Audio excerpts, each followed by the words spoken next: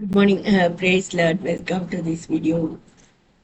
இன்னைக்கும் நான் கற்றுக்கொண்டது, ஆனால் ப்ராக்டிஸ் பண்ணுறது ரொம்ப கஷ்டமான ஒரு கருகலான சத்தியத்தை நான் இதில் சொல்ல விரும்புகிறேன். நான் நிறைய சபைகளில் பார்த்தீங்கன்னா தீர்க்க தரிசனம் சொல்கிறத பார்த்துருக்கலாம். கொஞ்ச நேரம் அந்நிய பாஷை பேசி ஏதோ தீர்க்க தரிசனம் அவங்கள சொல்கிறாங்க. அதெல்லாம் பார்த்துட்டு நம்ம இப்படியெல்லாம் கூடவா கர்த்தர் பேசுறாரு அப்படின்ட்டு நம்ம சோர்ந்து போறோம்.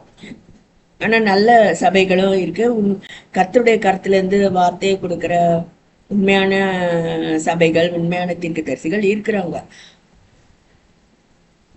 ஸோ அவங்க சொன்ன ஒரு தீர்க்க தரிசனம் இப்ப கர்த்தர் எப்படி கிரியை செய்து கொண்டிருக்காரு அப்படின்ட்டு கூட நான் அங்க கற்றுக்கொண்டேன். அதை நான் இதுல ஷேர் பண்ண வந்துறேன்.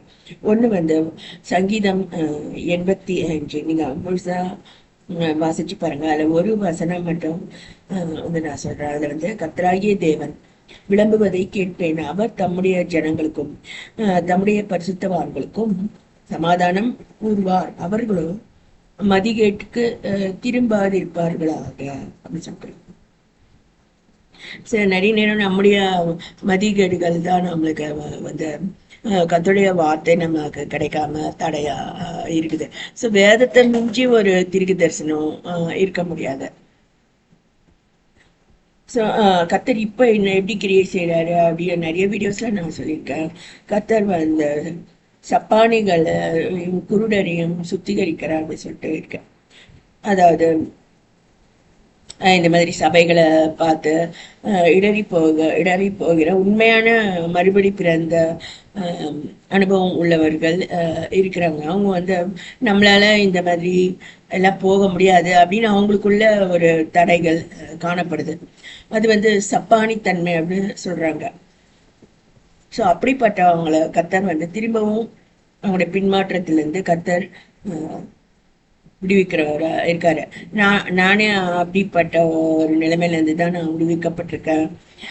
என்னுடைய மாமியார், எங்க வீட்டுல நிறைய பேர் வந்து மறுபடி பிறந்த அனுபவத்தை பெற்று கூட அவங்களுக்கு வந்து சரியான ஆவிக்குரிய ஆகாரம் கிடைக்காம அப்படியே வளராத நிலைமையில அப்படியே தூங்கி போன நிலைமையாக அல்லது மரித்த நிலைமையாக கடினப்பட்டு அப்படி இருக்கிறாங்க. அதுல ஒருத்தவங்க தான் என்னுடைய மாமியார். ஸோ எப்படியோ நான் அங்க போய் நான் விடப்பட்டேன். பாத்தீங்கன்னா வந்து அவங்க அந்த அத்தைக்காக தான் நான் வந்து அங்க இருந்தேன்னே சொல்லலாம். அது கொஞ்சம் அவங்க வீட்டுல இருக்கிறது கொஞ்சம் ஆபத்தா எனக்கு தெரிஞ்சா கூட அந்த ஆண்டி அவங்க வந்து மறுபடி பிறந்தவங்க. அவங்க வந்து சபைகளுக்கு போக முடியாம அவங்க இருக்கிறாங்க. அதனால அவங்களுக்கு வந்து சத்தியங்கள் கிடைக்கல. அப்படி ஒரு ஆத்மா இருக்குமானா ஆவிக்குரிய ஆகாரங்கள் சாப்பிடாம நான் அப்படி நாள் பட அந்த ஆத்மா வந்து அப்படியே பின்மாற்றத்துல போய் பாவத்துல விழுந்து கெட்ட பேச்சு பேச ஆரம்பிச்சிடுவாங்க. ஸோ அதுல இருந்து நம்ம தெரிஞ்சுக்கலாம். அதான் நல்ல. ஆனா அந்த அனுபவம் வந்து அது உண்மையானதுதான். கர்த்தர் அந்த ஆத்மாவை ரட்சித்ததும் அபிஷேகித்ததும் உண்மைதான். ஸோ கர்த்தர் அந்த அப்படிப்பட்ட ஆத்மாவை திரும்ப வந்து சேர்த்து கொள்ள விரும்புறாருன்னு நான் எனக்கு தெரிஞ்சது. அதனால தான் நான் அங்கேயே இருந்தேன். So though I thought it was dangerous to go to that house. ஆனா வந்து தூதர்கள் என்ன அங்க விட்டு சில காரியங்களை கற்பிச்சு அந்த ஆத்மாவையும் விடுவிச்சு என்னையும் கூட வெளியே கொண்டு வந்துட்டாங்க. ஸோ கர்த்தர் அப்படிப்பட்ட பின்மாற்றக்காரரை அன்பாக புதுப்பிக்க விரும்புகிறாரு. இதை தான் வந்து நிறைய நாள் உபவாசம் இருந்த என்னுடைய போதர்கள் கிங்ஸ்லி சவுந்தரராஜ் அவங்க கூட இதே தான் அவங்க சொன்னாங்க. ஸோ நெடுங்காலமா பின்மாற்றத்துல இருக்கக்கூடிய நபர்கள் வந்து கர்த்தர் அன்பாக புதுப்பிக்க விரும்புகிறார் அப்படின்னு சொல்லிட்டு சொன்னாங்க. இன்னும் அத இதுல நம்ம ப்ராக்டிஸ் பண்ண கஷ்டமா இருக்கக்கூடிய கருகலான சத்தியத்தை கர்த்தர் எனக்கு கற்றுக் கொடுத்தார். ஸோ நான் ஒரு சபையில நான் போயிருந்தேன். எங்க ஊர்ல தான் போயிருந்தேன். அங்க வந்து யாரோ ஒரு புதிய பிரசங்கர் அன்னைக்கு அங்க வந்திருந்தாரு. அவர் வந்து என்ன சொன்னாருன்னா வந்து கர்த்தர் என்னுடைய வேசித்தன முதுகுக்காக அவருடைய முதுகு கிழிக்கப்பட்டது அப்படின்னு சொல்லிட்டு அவர் சொல்லிட்டு இருந்தாரு. அதுக்கப்புறம் வந்து கர்த்தர் எனக்கு அந்நிய பாஷையில கிட்டத்தட்ட 2000 வார்த்தைகளை கற்றுக் கொடுத்துருக்கிறா அப்படின்னு ஒரு சாட்சி சொல்லிட்டு இருந்தாரு.